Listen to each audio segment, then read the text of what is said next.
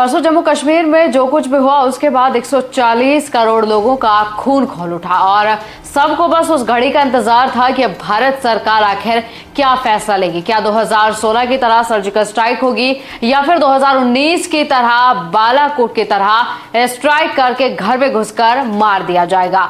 लेकिन क्या किसी को अंदाजा था कि भारत सरकार एक इतना बड़ा फैसला लेने जा रही है कि इस बार खून की होली नहीं, इस तपती गर्मी में प्याज की तड़प देखी जाएगी। जी हां, बिल्कुल सही सुन रहे हैं, हम वही फैसलों की बात कर रहे हैं जो पाकिस्तान के खिलाफ भारत सरकार ने लिए हैं।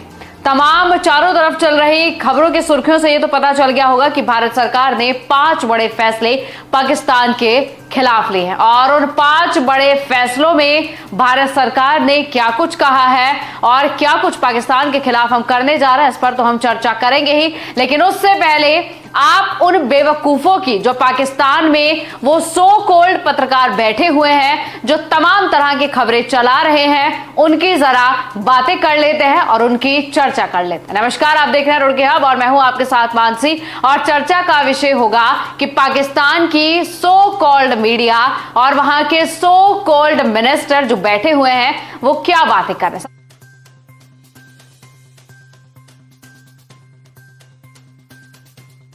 सबसे पहले हम आपको ये बता दें कि पाकिस्तान की मीडिया में क्या कुछ चल रहा है। आपको बता दें कि पाकिस्तान की मीडिया बात इस पर नहीं कर रही है कि भारत में आतंकवादी हमला हुआ है। पाकिस्तान की मीडिया बात कर रही है कि भारत पूरा फोकस पाकिस्तान पर चाहता था, इसी वजह से भारत ने यह षड्यंत्र रचा और आतंकी हमला कराकर पर्यटकों को मार गिराया गया। पाकिस्तान की मीडिया कह रही है कि भारत को इस पर चर्चा करनी चाहिए कि आखिरकार वहां पर आतंकवादी पहुंचे कैसे। भारत को यह देखना चाहिए कि आखिरकार किन लोगों ने जानकारी दी, आखिर 400 किलोमीटर की दूरी पर बैठे आतंकवादी आखिर वहां कैसे पहुंच जाते हैं और कैसे पर्यटकों की जान ले ली जाती है। पाकिस्तान की सोकॉल्ड मीडिया का ये कहना है कि भारत चाहता है कि सभी चीजों से ध्यान हटकर सिर्फ पाकिस्तान पर ध्यान जाए, इसी वजह से ये पूरी सोची समझी साजिश चल रही है।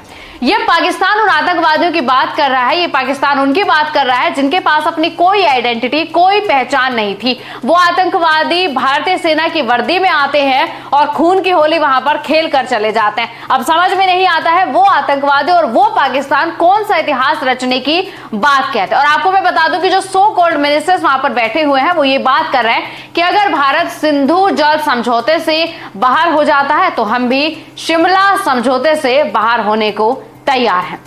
इस वक्त पाकिस्तान पूरा बौखलाया हुआ है क्योंकि दिमाग की कमी उनमें इतनी ज्यादा है कि वो इस पर चर्चा नहीं कर रही है कि पानी का आना बंद हो जाएगा, जो 80% पानी हमें मिलता है उसका बंद हो जाएगा आना यहाँ पर, तो हमारा क्या होगा, क्या बिजली बंद हो जाएगी। क्योंकि ब्लैक डे पाकिस्तान में वैसे भी बहुत देखे गए हैं, पूरा ब्लैक हो जाता है, अंधेरा छा जाता है, बिजली की किल्लत वैसे भी वहां पर इतनी है। जब कारखाने बंद हो जाएंगे, इंडस्ट्री बंद हो जाएगी, बिजली नहीं बनेगी, बच्चे प्यास से तड़प तड़प कर मर जाएंगे। क्या भारत इस बार सर्जिकल स्ट्राइक की जगह वाटर स्ट्राइक पाकिस्तान पर करना चाहता है? आपने सुना, मैंने कहा कि पाकिस्तान सोच रहा है कि वो शिमला समझौते से बाहर हो जाएगा।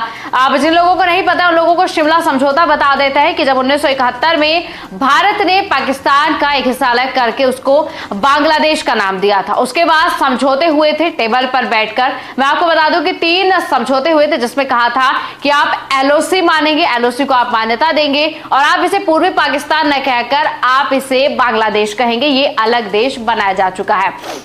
तमाम तरह की बातें उस समझौते में हुई और एक सबसे बड़ी बात जो थी, भारत ने कहा था कि आप भारत और कश्मीर और पाकिस्तान के मुद्दों को सिर्फ द्विपक्षीय मुद्दा बनाएंगे, आप इसे किसी भी अंतर्राष्ट्रीय मंच पर नहीं ले जाएंगे। लेकिन अब सो कॉल्ड बैठा पाकिस्तान सोच रहा है कि वो भारत और कश्मीर और या फिर पाकिस्तान और जो कश्मीर का मुद्दा है वो अंतर्राष्ट्रीय मंचों पर ले जाएगा। और मैं आपको ये भी बता दूं कि जो प्राइम मिनिस्टर वहां पर बैठाए गए, हालांकि वहां सेना अपना अलग से राज करती है, लेकिन फिर भी हमें नहीं पता कि प्राइम मिनिस्टर की वहां पर क्या हैसियत। है। पाकिस्तान के प्राइम मिनिस्टर फिलहाल टर्की गए हुए हैं और अर्दगन के साथ वो मंच साझा कर कह रहे हैं कि होना था ये अच्छा हुआ, और वो तुर्की का बहुत ज्यादा धन्यवाद कर रहे हैं कि आप इस इतने बड़े मुद्दे पर हमारे साथ है, यानी कि पूरी तरीके से बेशर्मी बढ़िया तरीके से दिखाई जाएगी। अब कश्मीर का मुद्दा वो अंतर्राष्ट्रीय मंचों पर भी लेकर जाएंगे। भारत सरकार ने 5 बड़े फैसले पाकिस्तान के खिलाफ लिए हैं, जिसमें से उच्चायोग बंद करने की मांग की गई है। जो भारतवासी या फिर जो दूतावास पाकिस्तान में था, वो जो लोग थे उनको वापस बुलाने की मांग की गई है।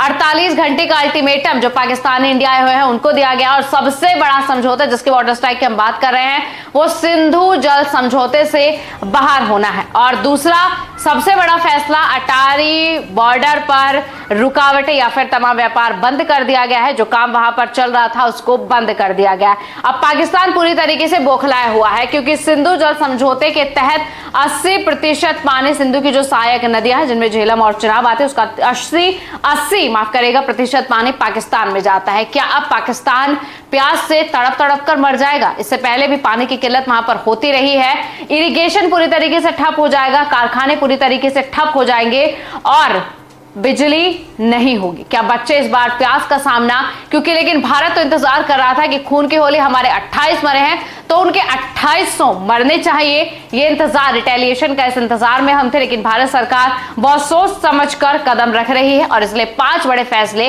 लिए गए। और वहीं बौखलाया पाकिस्तान और पाकिस्तान की बौखलाया मीडिया बेवकूफी भरी बातें कर रही है कि भारत को इस पर सोचना, समझना और विचार करना चाहिए। वो हम ही कह रहे हैं। और मैं आपको एक बात बता दूं कि पाकिस्तान की मीडिया ये भी बात कर रही है कि भारत की मीडिया सिर्फ दिखा रही है कि हिंदू लोग मरे हैं, जबकि हिंदू लोग नहीं मरे हैं, एक मुसलमान भी मरा है। लेकिन भारतीय मीडिया वो दिखा नहीं रही है। अब उन बेवकूफों को कौन बताए कि जो कश्मीरी मुस्लिम भाई जिसकी वहां पर जान गई है वो टूरिस्टों की मदद वहां पर कर रहा था और वो कह रहा था कि ये टूरिस्ट मेरी बहन है, मैं उसको अकेला नहीं छोड़ूंगा, तब जाकर उस पर गोली मारी गई।